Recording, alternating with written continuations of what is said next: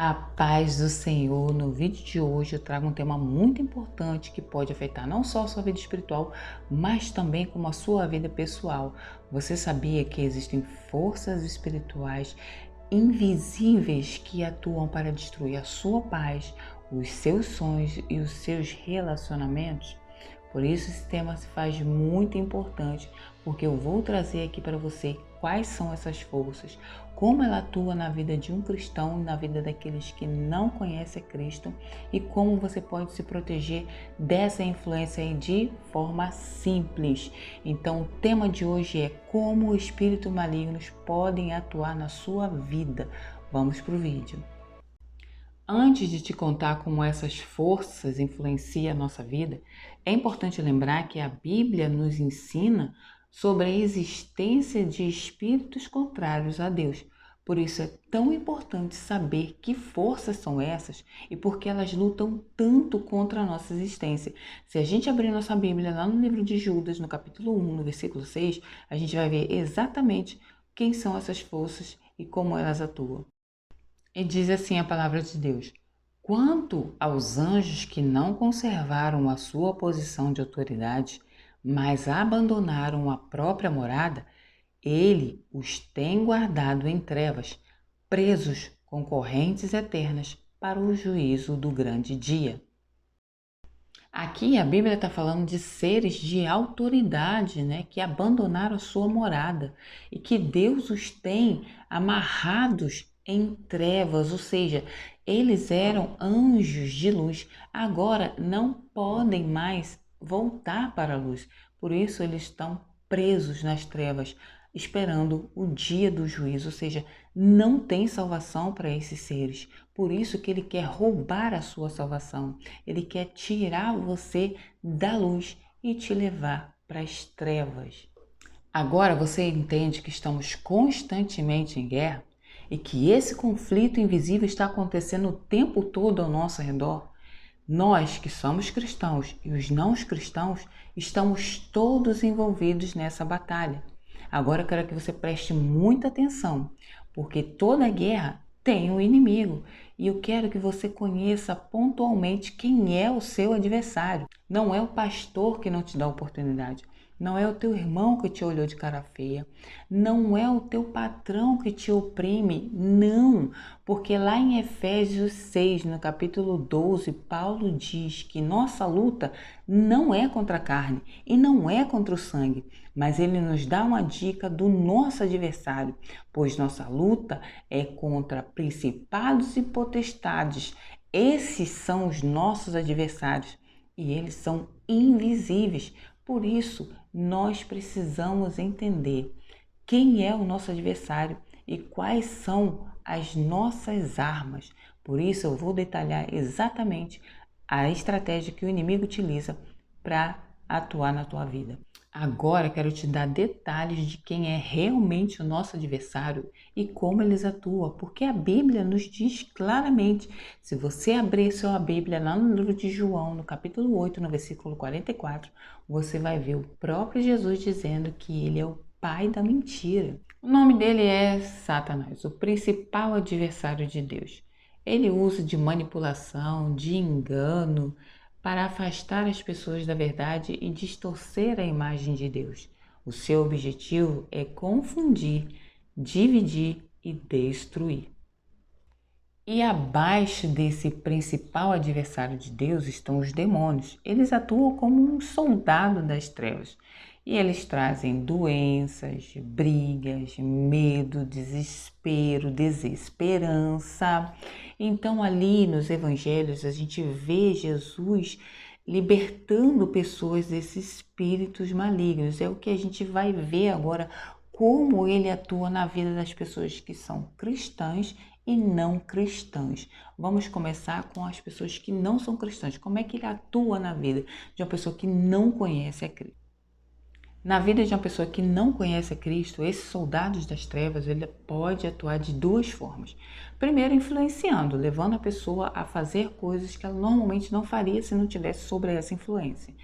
E a segunda maneira é possuindo o corpo daquela pessoa, entra no corpo daquela pessoa e começa a agir através dos membros daquela pessoa. E a pessoa começa a realizar coisas que ela não faria se está fora da capacidade e possibilidade daquela pessoa.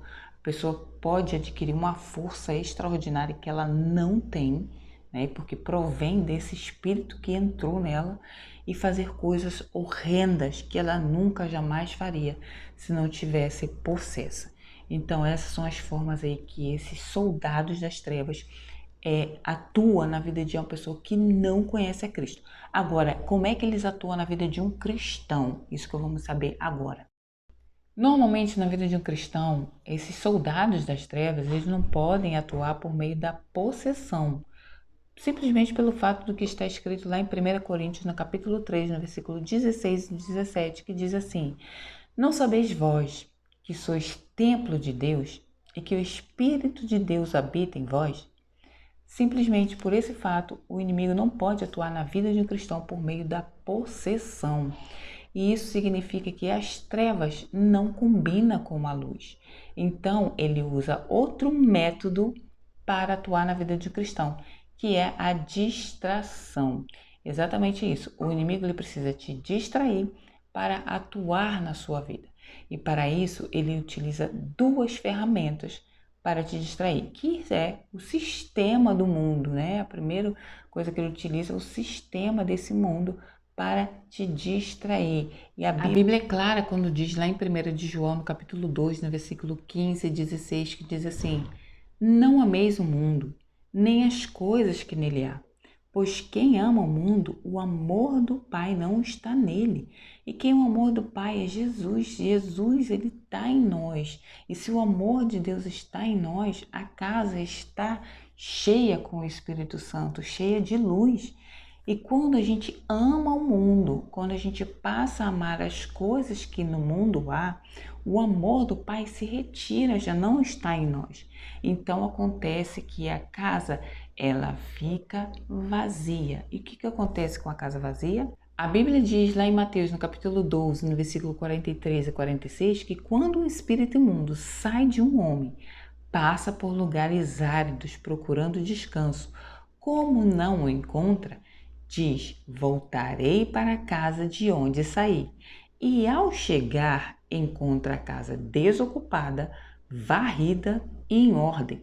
Então vai e traz consigo outros 7 espíritos piores do que ele, e entrando passa a viver ali, tornando o estado final daquele homem pior do que o primeiro. Aqui vemos claramente o perigo, né, de nos distrairmos com as coisas desse mundo, que deixa aí a casa vazia para o inimigo poder atuar livremente. Mas ele tem outra arma que pode ser sim usada contra os cristãos, para que venha distrair e a partir da distração influenciar, que é a nossa carne. Exatamente, a carne é a porta de entrada para o pecado. Então por isso que a gente tem que estar constantemente sujeitando a carne e o espírito. Mas vamos ver o que diz a Bíblia.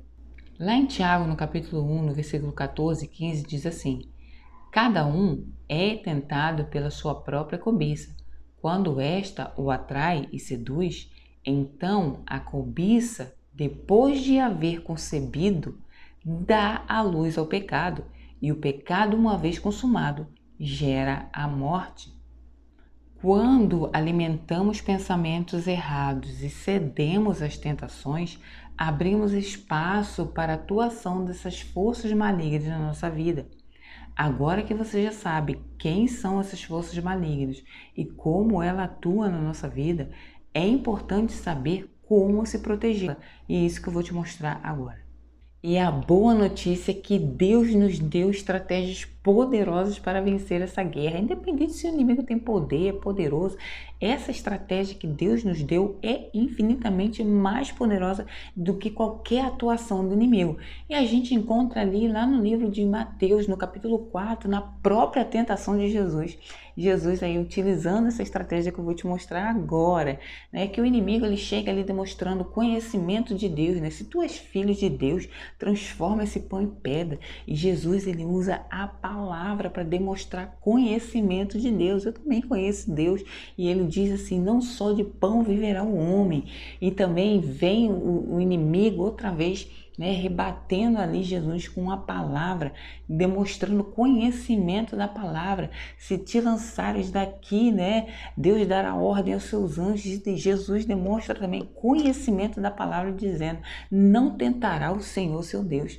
E por último, o inimigo tenta, como eu falei aqui, né, distrair Jesus, apresentando aí os reinos e oferecendo Jesus os reinos aí, como recompensa se ele se prostrasse e adorasse ao inimigo. No entanto, Jesus, com a própria palavra, expressa adoração a Deus. Somente o Senhor teu Deus a adorará. E então aqui na tentação de Jesus, a gente vê 3 munições disparadas contra o inimigo através de uma arma que é a palavra de Deus. Ali Jesus demonstra conhecimento de Deus, conhecimento da palavra e adora a Deus através da palavra. Então, se você tem essas 3 munições aí no seu arsenal, obviamente o inimigo não vai ter chance, não vai ter vez para estar atuando na sua vida. Então a arma aí é a palavra de Deus e as munições é conhecimento de Deus, conhecimento da palavra e adoração através da palavra. Gente, não tem erro. Você vai sim ser mais que vencedor. Vou estar aqui falando mais sobre batalha espiritual. Se te interessa esse assunto, se você quer vencer aí as armadilhas do inimigo, já se inscreve no canal, compartilha, gente, esse vídeo para a gente destruir aí esse império das trevas, para que mais pessoas venham conhecer a luz e venham a ser morada do Espírito Santo. E deixa aqui o seu comentário aqui, se você gostou desse vídeo, deixa o seu like também e até o próximo vídeo. Tchau, tchau.